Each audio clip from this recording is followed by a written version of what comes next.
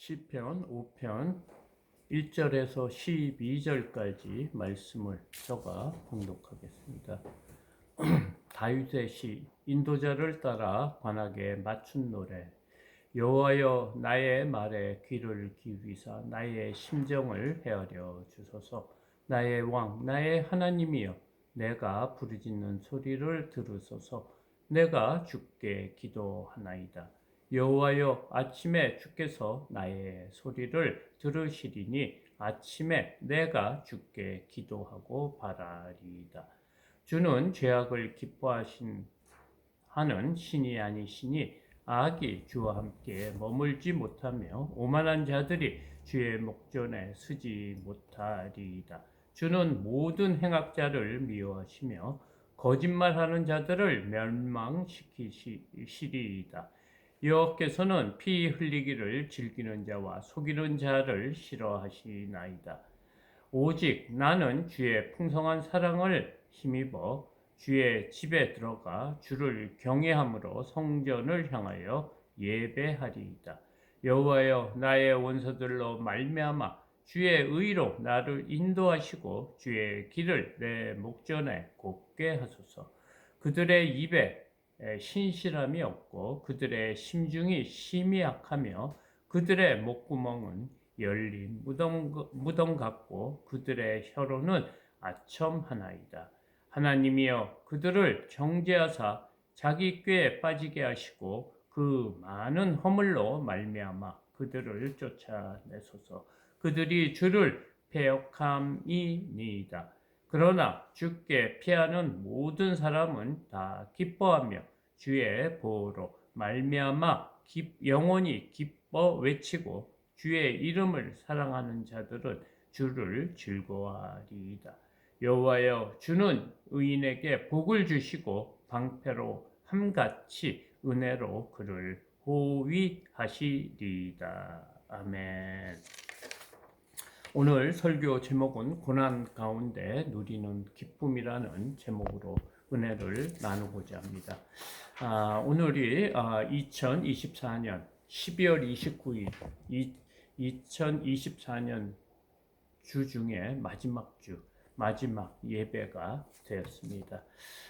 그동안 여러분들과 함께 이렇게 부족하지만 함께 예배 드릴 수 있어서 얼마나 기쁘고 감사했는지 모르겠습니다. 그리고 지금까지 우리를 인도하신 하나님께 영광과 존귀를 올려드립니다.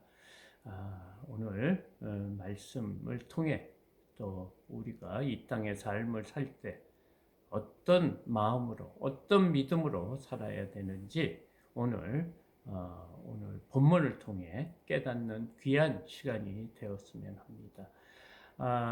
오늘 본문은 자신의 억울함을 호소하는 탄원시라고 4절과 5절은 4편과 5편은 그렇게 우리가 보고 있습니다.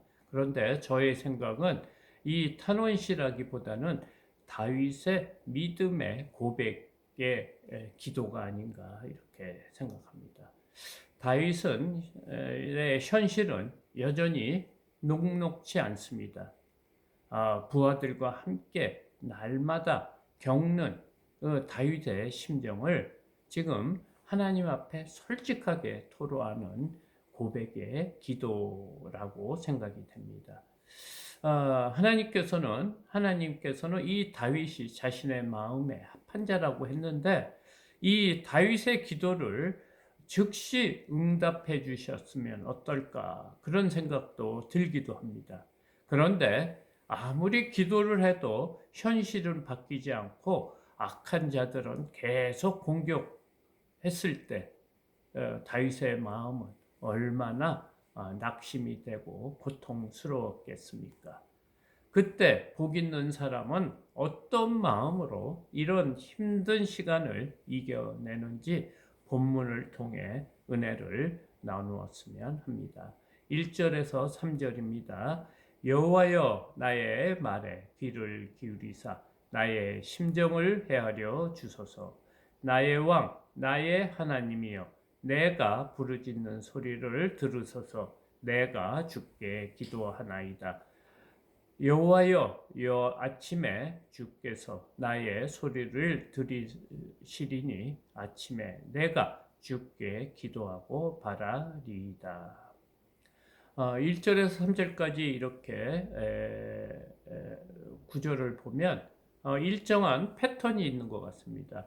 맨 앞부분에는 여호와여 이렇게 부르는 말입니다. 그 1절에서는 여호와여, 2절에서는 하나님 여호와를 나의 왕 나의 하나님이여 이렇게 부르고요. 3절에서는 다시 여호와여 이렇게 일정한 패턴으로 이렇게 부르는 이유는 이 시가 하나님 앞에 예배 드릴 때 인도자에 따라 찬양을 드리는 찬양의 노래의 형식이기 때문입니다. 그래서 지금 다윗이 쓴 이 본문은 하나님을 먼저 이렇게 부르고 같은 형식으로 계속 하나님 앞에 자신의 심정을 헤아려 달라고 지금 하고 있습니다. 그 다음에 여호와를 부른 다음에 또 내가 주께 기도하나이다 이렇게 말하고 있습니다.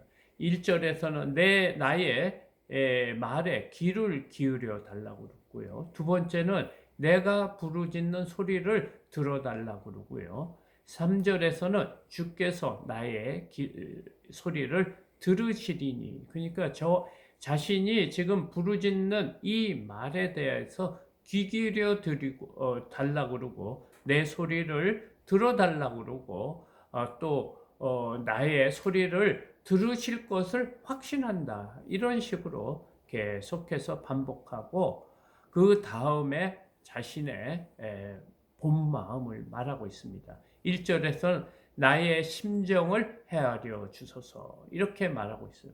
여기서 심정은 신음이라는 그런 의미도 있습니다. 그러니까 지금 나의 마음, 내가 말로서는 다 구하지 못하는 이런 마음까지 하나님께서 헤아려 달라고 이렇게 얘기합니다.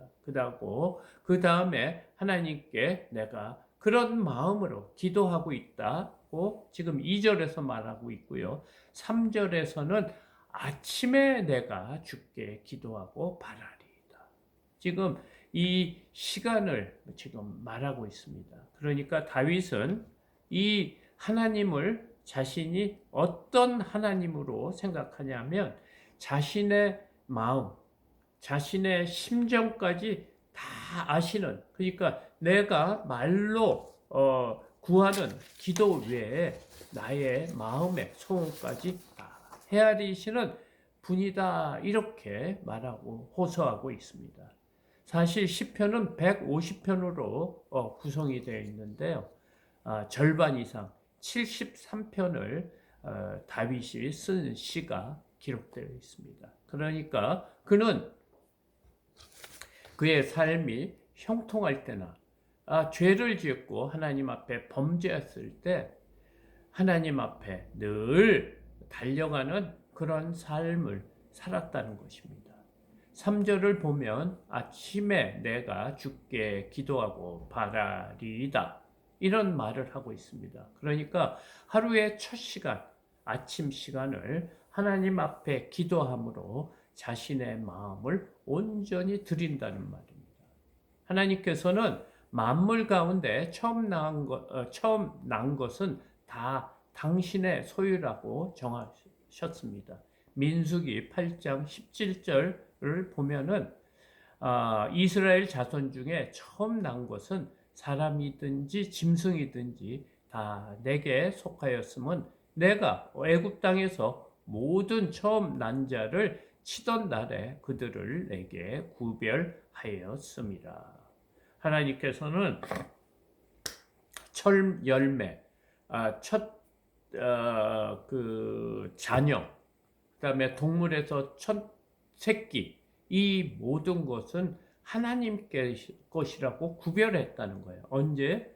이스라엘 백성을 출애굽할 때 이렇게 구별했기 때문에 지금 다윗은 이 하루도 첫 시간을 하나님 앞에 바친다는 그 마음입니다.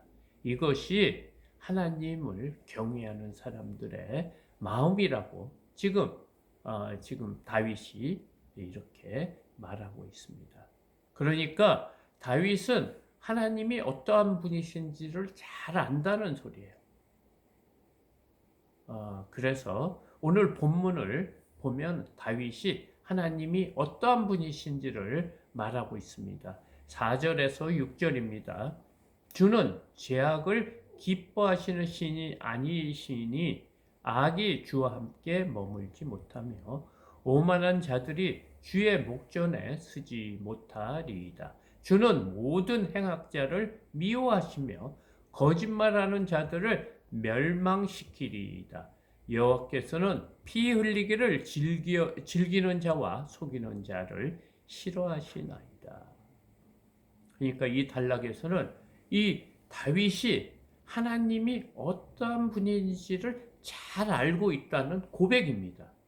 지금 우리가 믿음 생활을 바르게 하고 바른 신앙을 갖기 위해서는 먼저 하나님이 어떠한 분이시는지를 아는 것이 중요하다는 것입니다. 4절을 보면 주는 죄악을 기뻐하시는 신이 아니시니, 그러니까 하나님께서는 죄를 싫어하시는 분이라는 것을 먼저 분명히 안다는 거예요. 하나님께서는 그래서 이 죄와는 구별이 됐기 때문에 거룩하신 하나님이라고 우리는 말하고 있습니다. 그리고 죄와는 구분이 되었고 죄를 조금도 용납하시지 않은 분이라는 거예요. 그렇기 때문에 우리의 죄 때문에 자신의 독생자 예수 그리스도까지 죽이시는 죄를 미워하시는 분이라는 것을 지금 말하고 있어요. 그래서 악이 주와 함께 머물지 못하고 오만한 자들이 주의 목전에 서지 못한다고 지금 고백하는 것입니다. 이 구절에서 우리가 알아야 될 것은 먼저 우리가 하나님 앞에 기도할 때 먼저 해야 될 것이 무엇이냐? 회개의 기도라는 것입니다. 그래야 하나님이 우리의 간구와 기도를 들어주신다는 것입니다. 어떤 사람이 교만하고 오만한 자입니까? 그 교만하고 오만한 자는 죄를 짓고도 잘못을 인정하지 않고 회개하지 않는 사람을 교만한 자, 오만한 자라고 성경은 말하고 있습니다. 하나님께서 제일 싫어하는 자는 죄 짓는 자보다 더 싫어하는 자들은 죄를 짓고 회개하지 않는 자를 말하고 있습니다. 우리는 연약하기 때문에 언제 어떻게 해서든지 또 알고 짓든지 모르게 짓든지 매일 죄를 짓는 자입니다. 그렇기 때문에 우리가 하나님 앞에 이렇게 서고 우리가 또 예배 드리기 전에 사죄의 기도의 시간을 갖는 것이 뭐냐? 우리가의 죄를 용서를 먼저 구해야지 하나님이 우리와 함께 하시기 때문입니다. 하나님께서는 그 오만한 자들을 어떻게 하시는지 5절에서 6절에 말하고 있습니다. 주는 모든 행악자를 미워하신다고 했어요. 그리고 거짓말하는 자를 멸망시킨다고 했습니다. 그러니까 하나님께서는 이 멸망시킨다는 것은 심판하신다는 거거든요. 하나님께서는 이 행악자, 악을 행하는 자를 미워하시고 그들이 하는 거짓말을 하는 자들을 멸망시킨다는 거예요. 그렇기 때문에 여호와께서는 피 흘리기를 즐겨하는 자와 속이는 자를 싫어하시는 분이라고 지금 다윗은 고백하고 있습니다. 이들은 진리를 거부하고 있습니다. 불법을 저지르고 또 거짓말을 하면서 이렇게 살고 있습니다. 요즘 정치를 보면 정치하는 사람들이 얼마나 거짓말을 많이 하는지 모릅니다. 자신이 죄를 짓고도 아니라고 우기고 계속 버티면 되는 줄 알고 있는 것입니다. 세상 이치는 그렇습니다. 그러나 하나님의 나라의 원리는 죄를 짓고 빨리 회개하는 자, 자신의 죄를 인정하는 자를 하나님께서는 의롭다고 인정해 주시는 겁니다. 그렇기 때문에 우리가 이 세상을 보면 너무나 이상하게 생각할 수 있습니다. 그들은 죄를 짓고도 아니라고 끝까지 우기고 또 증거를 대도 그것은 이런 이유로 아니라고 계속 말하는 그런 일을 볼 때 세상은 원래 그렇다고 오늘 본문이 말하고 있습니다.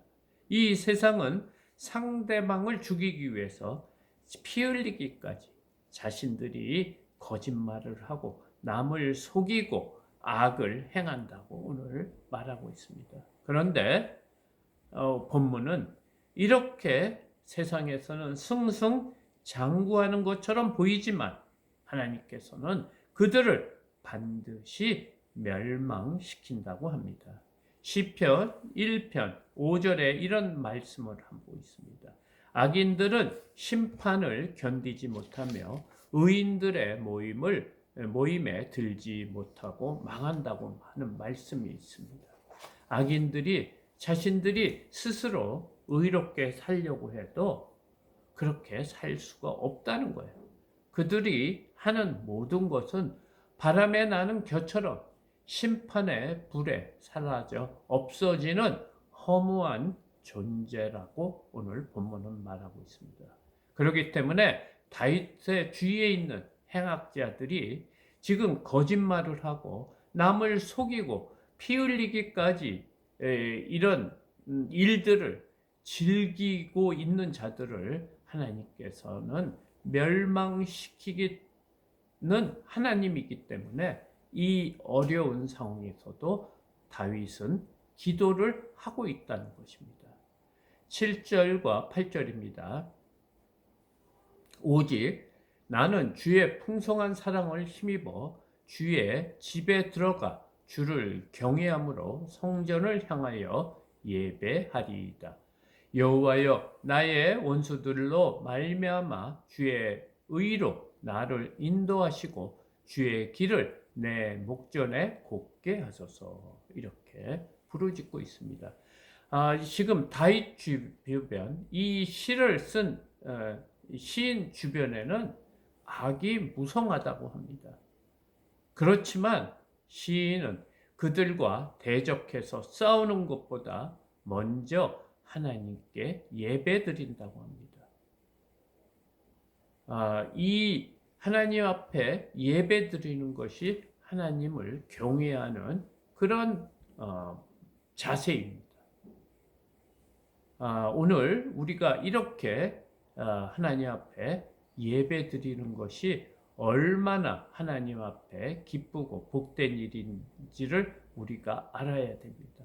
우리 눈에 보이지 않기 때문에 이 예배가 얼마나 중요한 것이냐, 이 형식이 아니냐, 이렇게 생각할 수 있는데 하나님 입장에서 우리가 시간을 정하여 매주 주일날 이렇게 하나님 앞에 나와 하나님 앞에 찬양을 드리고 말씀을 듣는 이 행위가 하나님 앞에 가장 귀하고 기쁜 일이라, 이렇게 시인은 말하는 것입니다. 이 시인은 예배 드릴 때 두렵고 떨리는 마음으로 하나님 앞에 예배 드린다고 합니다. 그것이 지금 주를 경외함으로 주를 향하여 예배하리이다, 이런 말입니다. 이 예배는 이렇게 참석하는 것만이 아니고 신령과 진정으로 우리의 온 마음을 드리는 것을 의미합니다.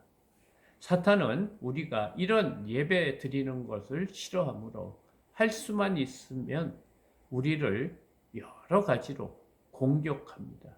그래서 예배 드리는 때 예배 드리지 못하게 하고 예배 드릴 때도 다른 생각을 집어넣어서 하나님을 온전히 섬기지 못하는 그런 일들을 하고 있다는 것입니다. 그래서 지금 다윗은 나의 원수들로 말미암아 주의 의로 나를 인도하시고 주의 길을 내 목전에서 곱게 하소서 이렇게 말하고 있습니다.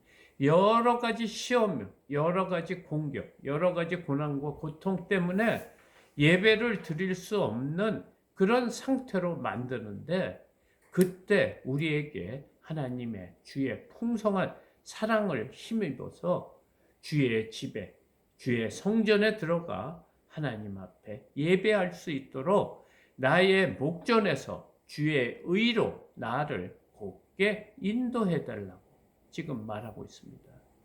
우리가 하나님을 좀 잘 믿어보고 예배를 참석하고 주님을 잘 믿으려고 할 때 여러 가지 시험들이 일어납니다. 우리가 생각하지 못한 급한 일이 생길 수도 있고요. 또 여러 가지 일들 때문에 예배를 참석하지 못하고 또 하나님 믿음 생활 하지 못하게 할 때 왜 그런지 그 이유를 잘 알라는 것입니다. 나를 방해하는 세력, 악한 세력이 우리를 하나님 앞에 나가지 못하는 그런 괴계를 쓰는 것인 줄 알고 그 시험을 이기고 주님 앞에 나오라고 합니다. 그들이 왜 그런지 지금 9절과 10절에서 말하고 있습니다. 9절 그들의 입에 신실함이 없고 그들의 심중이 심히 악하며 그들의 목구멍은 열린 무덤과 같고 그들의 혀로는 아첨하나이다. 하나님이여 그들을 정죄하사 자기 꾀에 빠지게 하시고 그 많은 허물로 말미암아 그들을 쫓아내소서. 그들이 주를 배역함이니이다. 우리 주변에 일어나는 것을 잘 보고 지혜롭게 판단하라고 말하고 있습니다. 악인들의 특징을 이렇게 말하고 있는데요. 악인들의 특징 첫 번째는 신실함과 정직함이 없다고 합니다. 그리고 그들의 마음에 악이 가득 차 있어서 말하는 것이 다 심히 악한 것을 토해내고 있다는 것입니다. 세 번째는 그들이 토해내는 그 말들이 마치 열린 무덤과 같아서 그들이 아무리 아첨하는 말로 우리에게 말하는 것이 죽음의 길로 인도하는 거라고 지금 말하고 있습니다. 우리가 지금까지 인생을 살면서 이런 일들을 많이 겪었을 것입니다. 우리가 이런 잘못된 유혹의 길로 갈 때 그 상황을 보면 단지 지금 우리의 말초신경을 즐겁게 하고 또 우리의 감정에 우리의 욕구를 채워줄 수 있는 그런 일들입니다.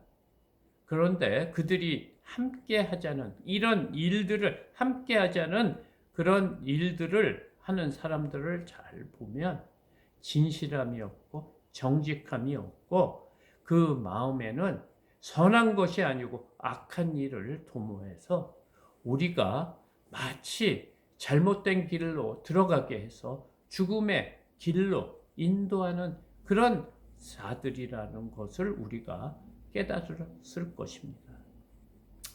그렇기 때문에 우리를 좋은 말로 호리는 유혹하는 사람들을 보면 마지막은 어떻습니까? 우리에게 해를 끼치는 무덤의 길로 죽음의 길로 인도하는 자라는 것입니다. 사람에게 예수의 생명이 없는 사람이면 그들이 입만 열면은 시체 썩은 냄새가 풍긴다는 것입니다. 그래서 시인은 오늘 다윗은 이런 악한 삶으로 행복을 얻는 것보다는 고난이 있어도 하나님을 안에서 의로운 삶을 살겠다고 부르짖는 것입니다. 시편 84편 시편에서는 이 다윗이 이렇게 고백하는 것을 우리가 봅니다. 주의 궁정에서 한 날이 다른 곳에서 첫날보다 나은즉 악인의 장막에 사는 것보다 내 하나님의 성전 문지기로 있는 것이 좋사오니. 이런 고백을 합니다. 이 말이 무엇입니까? 이 땅에서 악을 행하면서 호식하는 것보다 정말 진정으로 의롭게 살면서 정말 우리의 삶은 열악하고 힘들어도 의롭게 사는 것이 더 행복한 삶이다. 이렇게 지금 다윗은 고백하는 것입니다. 그래서 자신들이 욕구를 채우기 위해서 악을 행하기 위해서 이런 거짓말을 하고 자신들을 남을 어렵게 만드는 그런 삶의 마치 허무한 인생과 같다. 그러면서 다윗은 그렇게 살지 않겠다고 지금 11절, 12절에서 고백하고 있습니다. 그러나 주께 피하는 모든 사람은 다 기뻐하며 주의 보호로 말미암아 영원히 기뻐 외치고 주의 이름을 사랑하는 자들은 주를 즐거워하리이다. 여호와여, 주는 의인에게 복을 주시고 방패로 함같이 은혜로 그를 호위하시리이다. 아멘. 다윗은 갑자기 찬양을 합니다. 자신의 형편을 이렇게 아무리 어려워도 하나님 앞에 찬양을 하고 있습니다. 왜 그렇습니까? 자신은 하나님 앞에 속한 사람이다. 자신은 이 어려운 상황에 주님께 피했다는 거예요. 왜냐하면 주님이 자신에게 피하는 사람을 보호해 주겠다는 그런 말씀의 언약이 있기 때문입니다. 그래서 주의 피하는 자들은 주님께서 보호해 주시고 영원히 하나님과 동행하고 안전하게 지켜주시고 주의 의로 주의 방패로 보호해 주는 것처럼 그들을 보호해 주시겠다고 합니다. 그래서 다윗은 여호와 하나님을 이렇게 부르짖는 것입니다. 나의 주, 나의 하나님, 여호와 하나님이라고 1절, 2절, 3절에서 이렇게 부르는 이유입니다. 우리의 삶을 통해 다윗이 어떻게 살았는지, 우리 고난과 고통보다 더 힘든 고난과 고통을 받은 다윗이 왜 기뻐하는지를 오늘 본문을 통해서 알고 우리 삶에 적용했으면 좋겠습니다. 우리가 평안할 때는 하나님을 그렇게 애타게 찾지 않습니다. 그런데 어려움을 닥치고 고난이 있을 때 복 있는 자들은 하나님을 애타게 부르짖고 찾는다는 것입니다. 그래서 오늘 본문은 복 있는 사람은 하나님과 동행하는 삶이라고 결론을 내리고 있습니다.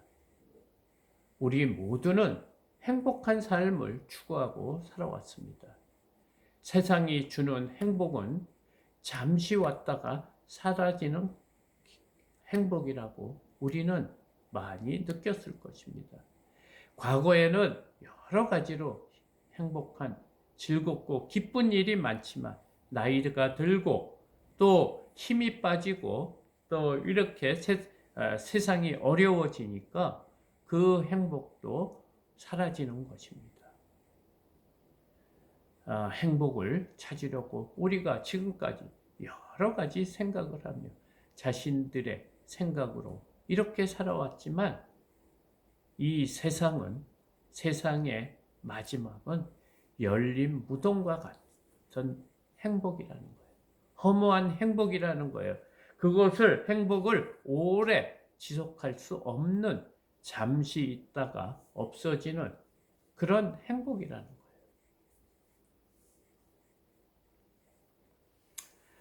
그렇습니다. 세상 사람들은 우리를 보고 왜 그렇게 사느냐고 말을 합니다. 아니, 세상에는 좋은 거, 재미있는 거, 나를 즐겁게 해주고 나를 기쁘게 해주는 게 많이 있는데 왜 그렇게 사느냐고 말하는 사람도 있습니다. 그런데 그들은 하나님을 몰라서 그러는 겁니다.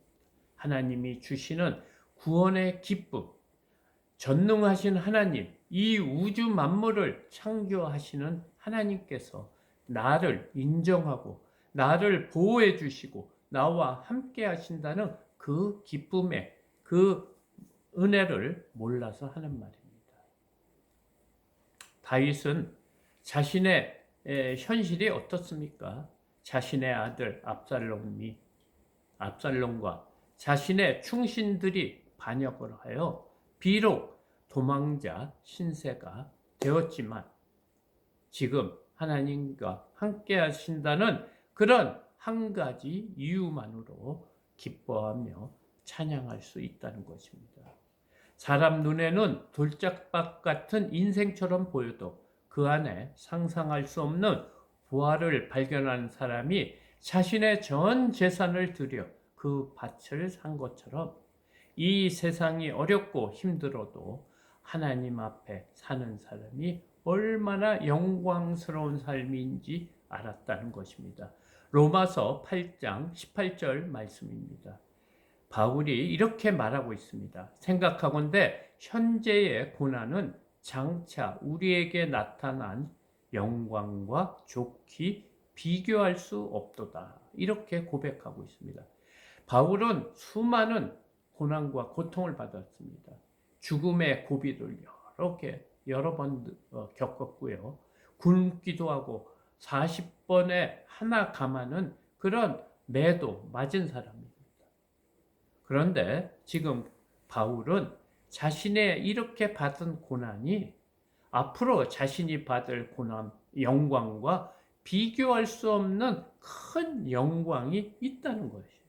우리가 지금 받는 이 고난은 우리가 장차 받을 영광과 비교하면 세 발의 피라는 거예요. 세 발의 피가 얼마나 나오겠습니까? 예? 세 발의 피, 상처가 났다고.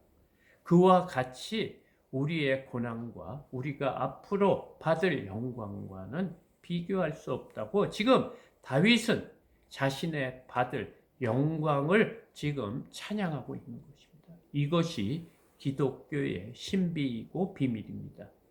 오늘 시인은 고통을 받고 있는 우리에게 소망의 말을 하고 있습니다.